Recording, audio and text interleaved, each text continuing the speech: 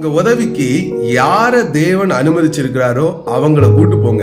அதை விட்டுட்டு எல்லாரையும் கூட்டு போறேன்னு கூட்டு போனீங்கன்னா நீங்க தோற்றுருவீங்க. அது மாத்திரம் இல்ல, எனக்கு இவ்வளவு ஆறுதலா இருக்கிறாங்களே, இவங்க எனக்கு எவ்வளவு சப்போர்ட்டா இருக்காங்கன்னு சொல்லி அந்த மனுஷங்களையும் கூட்டு போனீங்கன்னா நீங்க தோத்துருவீங்க. தேவன் யார உங்க கூட அனுமதிச்சிருக்கிறாரோ அவங்கள கூட்டு போங்க. கர்த்தர் அப்படி கூட்டு போகும்போது ஒரு ஜெயத்தை உங்க வாழ்க்கையில கொண்டு வருவார். வேதத்துல நியாயாதிபதிகள் 7வது அதிகாரத்துல ஒரு சம்பவம் நடந்தது. கிதியோனை அங்க இருக்கக்கூடிய ஒரு தேசத்துக்கு விரோதமாய் அவங்க கிளம்பி போறாங்க. அந்த கிளம்பி போகும்போது அவங்க கூட இருந்த கூட்டம் எத்தனை தெரியுமா? 22,000 பேர் கூட போறாங்க. 22,000 பேர் கூட போகும்போது இந்த கிதியோனுக்கு பயங்கரமான தைரியம் இருந்தது. அப்பா, பெரிய கூட்டத்தோட போறோம், ஜெயிச்சுக்கும்னு சொல்லி கூட்டு போய்கிட்டு இருக்கிறான். அங்க போனா ஆண்டவர் சொல்றாரு, இதுல கொஞ்சம் பேர் கட் பண்ணுன்னா கொஞ்சம் பேர் கட் ஆயிட்டாங்க. 16,000 பேர் இருக்கிறாங்க. 16,000 பேரையும் கடந்து கூட்டு போய்கிட்டு இருக்கும் போது அடுத்தது சொல்றாரு ஆண்டவர், இன்னும் குறைப்பா, ஏன்னா என் கரம் தான் வாழ்க்கையில மிகுந்து இருக்கணும், மனுஷங்க இருக்கக்கூடாதுன்னு சொல்லிட்டு இன்னும் குறைங்கிறாரு.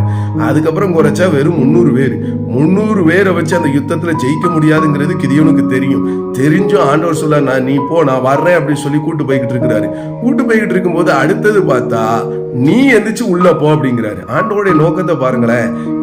இவ்வளவு பெரிய கூட்டத்தை நீ கொண்டு போய் யுத்தம் பண்ணணும், இவ்வளவு பேர் உதவி செஞ்சு உன்னை ஜெயிக்க வைக்கணும்னு கேட்டா, இல்ல, நான் உனக்கு இருக்கிறதுனால நீ மட்டும் எந்திரிச்சு போ அப்படிங்கிறாரு.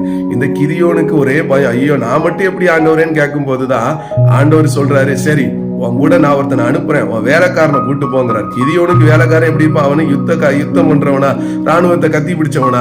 ஒண்ணுமே கிடையாது. அவன ஒரு சாதாரண ஒரு வேலைக்காரன், அவனை கூட்டு போயா அப்படிங்கிறாரு.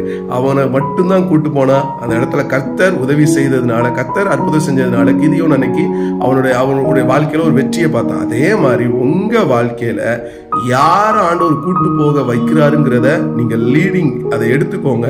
எடுத்துட்டு கடந்து போங்க. அங்க கர்த்தர் உதவி செய்வார். தேவையில்லாத கூட்டத்தை கூட்டு போய் நீங்க சோர்ந்து போய் வெற்றி இல்லாம திரும்பி வர்றதை விட, தேவையானவர்களை தேவன் தந்திருக்கிறான்னு சொன்னா அவங்களை கூட்டு போங்க. நிச்சயமா ஜெயிப்பீங்க. ஏன்னா கர்த்தர் அவர்களை காட்டிலும் பெரியவராய் உங்களோடு கூட வருகிறார். ஆமென்.